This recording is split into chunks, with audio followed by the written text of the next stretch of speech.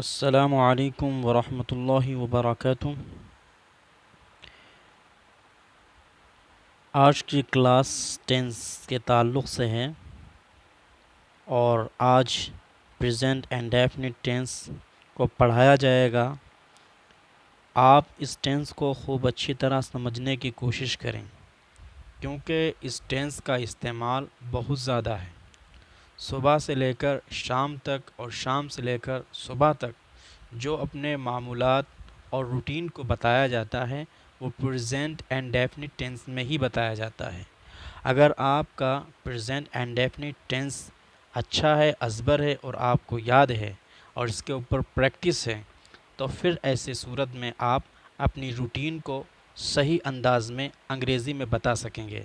اور اگر آپ کا یہ ٹینس یعنی پریزنٹ اینڈ ڈیفینٹ ٹینس اچھا یاد نہیں، ازبر نہیں ہے اور اس کے اوپر پریکٹس نہیں ہے تو پھر آپ اپنی روٹین کو صحیح طریقے پر انگریزی میں نہیں بتا پائیں گے۔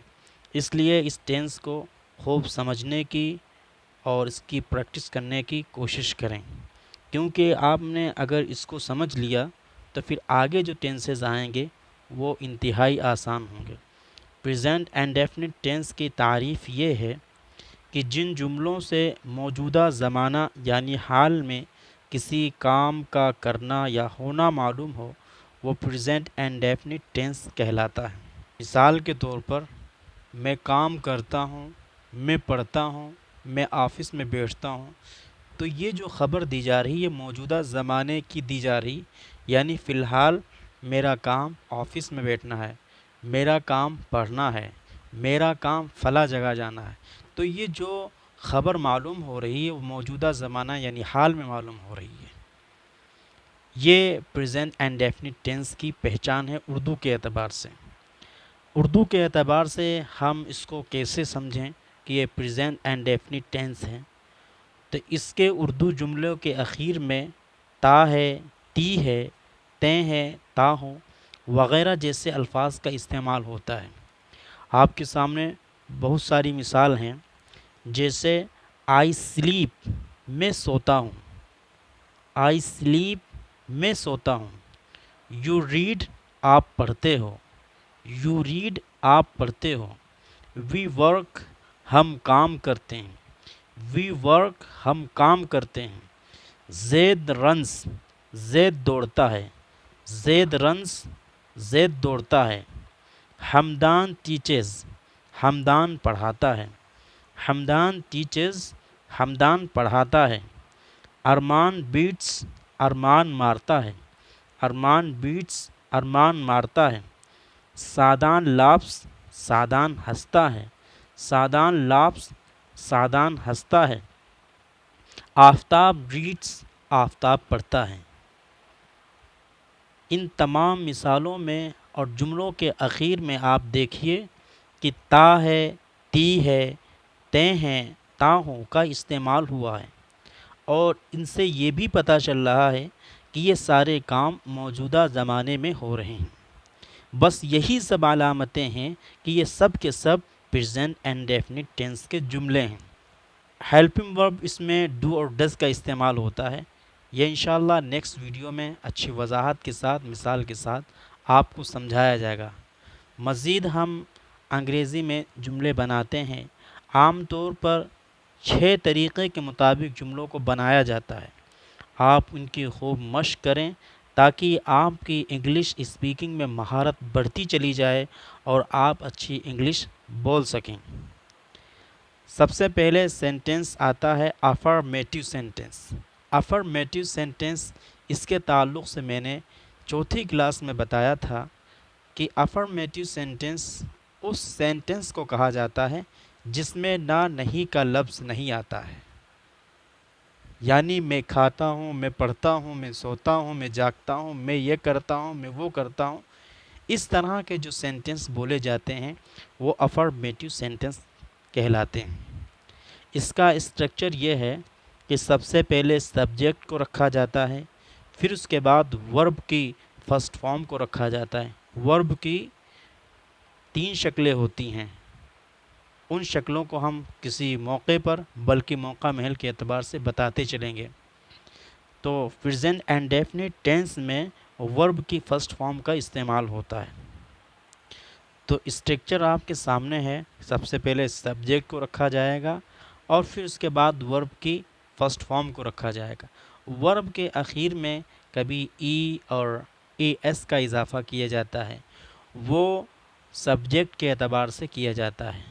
سبجیکٹ اگر ہی، شی، اٹ سنگولر ناؤن ہے، سنگولر ناؤن کا مطلب جیسے زید، عمر، بکر وغیرہ، تو پھر ایسی صورت میں ضابطے کے مطابق اخیر میں ایس کا یا ای ایس کا اضافہ کیا جائے گا، ایس یا ای ایس کا اضافہ کیا جائے گا۔ اور اگر سبجیکٹ وی، یو، دے، آئی اور اسی طرح پلورل ناؤن ہے تو پھر ایسی صورت میں ضابطے کے مطابق ورب کے اخیر میں نہ ہی ایس کا اضافہ ہوگا اور نہ ہی ای ایس کا اضافہ کیا جائے گا۔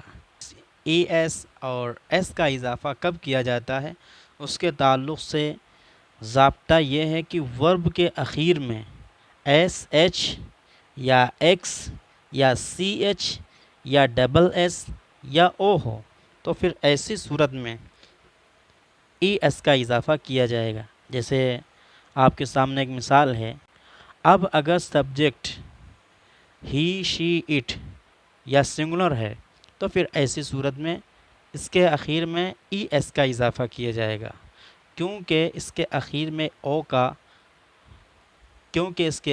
او آ رہا ہے۔ جس ورب کے اخیر میں او آئے تو پھر اس کے اخیر میں ای ایس کا اضافہ کیا جاتا ہے۔ اسی طرح ڈو سے ڈز میں بھی یہی قاعدہ جاری ہوا ہے۔ آپ کے سامنے چند مثالیں ہم پیش کرتے ہیں، جیسے اگر ڈبل ایس ہے، جیسے پاس ہے، اب یہ فرسٹ فارم بنے گا تو پھر ایسی صورت میں ای ایس کا اضافہ کیا جائے گا، یعنی پاس سے پاسز۔ اسی طرح واش ایس ایچ ہے، اس وجہ سے ای ایس کا اضافہ ہوگا تو یہ ہوگا واشز۔ اسی طرح ہے واچ، اخیر میں سی ایچ ہے، اس وجہ سے ای ایس کا اضافہ کیا جائے گا واچز۔ اسی طرح فکس ہے، اگر یہ ورب کی فرسٹ فارم بنا اور سبجیکٹ سنگولر پرسن ہوا تو پھر ایسی صورت میں اس کے اخیر میں بھی ای ایس کا اضافہ ہوگا، یعنی فکس سے فکسز۔ اسی طرح بز سے بزیز، گو سے گوز۔ تو یہ ضابطہ ذہن میں رکھیے کہ کبھی بھی ورب کے اخیر میں یہ پانچوں حروف یعنی لیٹر آ جاتے ہیں، یعنی ایس ایچ یا سی ایچ یا او یا ایکس اس طرح کے، تو پھر وہاں پر اخیر میں ای ایس کا اضافہ کیا جائے گا، صرف ایس کا اضافہ نہیں کیا جائے گا۔ وائی کا رول کیا ہے؟ وائی کا رول یہ ہے کہ اگر وائی سے پہلے جو حرف ہے وہ کنسوننٹ لیٹر میں سے ہے تو پھر ایسی صورت میں وہ وائی آئی سے بدل جائے گی، ہو جائے گا۔ مثال آپ کے سامنے ہے، ڈرائی سے ڈرائیز، فلائی سے فلائز۔ اور اگر اس وائی سے پہلے واویل میں سے کوئی لیٹر ہے تو پھر ایسی صورت میں وہ وائی اپنی حالت پر باقی رہے گا، اخیر میں صرف ایس کا اضافہ فرما دیں گے، جیسے سے سیز اور پلے سے پلیس۔ یہ آپ کے سامنے سبجیکٹ کے تعلق سے اور ورب کے تعلق سے ضابطے کو بیان کر دیا گیا۔ اب آپ کے سامنے میں مثال پیش کرتا ہوں، جیسے آئی سلیپ، میں سوتا ہوں۔ اس کی انگریزی بنانے کے لیے سب سے پہلے سبجیکٹ لکھیں گے۔ سبجیکٹ ہے میں یعنی آئی، تو اس کو لکھ دیا گیا آئی۔ آگے ترتیب میں ہے ورب کی فرسٹ فارم، تو سونا کی انگلش ہے سلیپ، وہ ہے فرسٹ فارم، تو اب اس کو اس کے بعد لکھ دیں گے آئی سلیپ۔ ملاحظہ فرمائیں، اس میں ہم نے فعل کے اخیر میں ایس یا ای ایس نہیں لگایا، اس لیے کہ یہ اس وقت لگایا جاتا ہے جب سبجیکٹ ہو تھرڈ پرسن سنگولر یعنی واحد غائب، اور یہاں پر ہے آئی اور آئی ہے فرسٹ پرسن، اس وجہ سے یہاں پر ایس کا اضافہ نہیں کیا۔ نیز ہم نے سلیپ کے بعد کوئی آبجیکٹ نہیں لگایا ہے کیونکہ آبجیکٹ کی ہمیں ضرورت نہیں پڑی، ہمیں تو صرف یہ بتانا تھا کہ میں سوتا ہوں، آئی سلیپ، میں سوتا ہوں۔ اسی طرح ایک جملہ آپ کے سامنے اور ہے، یو ریڈ، آپ پڑھتے ہو، یو ریڈ آپ پڑھتے ہو، تو آپ کے لیے یو اور پڑھنے کی انگلش ہے ریڈ، اور یہی فرسٹ فارم ہے ریڈ کی، تو اسے لکھ دیا گیا، تو جملہ ہوا یو ریڈ۔ وہ جاتا ہے، وہ کے لیے ہی، اور جانے کے لیے انگلش آتی ہے گو، اس کی فرسٹ فارم ہے گو، تو اسے لکھ دیا گیا ہی گو۔ اب چونکہ اس میں ہی ہے، سبجیکٹ تھرڈ پرسن سنگولر ہے یعنی واحد غائب ہے، تو اب آخر میں ایس یا ای ایس کا اضافہ کریں گے، تو چونکہ گو کے آخر میں او ہے اور ضابطے کے مطابق جس ورب کے آخر میں او ہو وہاں پر ای ایس کا بڑھاتے ہیں، لہذا ہم گو سے گوز بنا دیں گے ضابطے کے مطابق۔ جملہ مکمل ہو گیا۔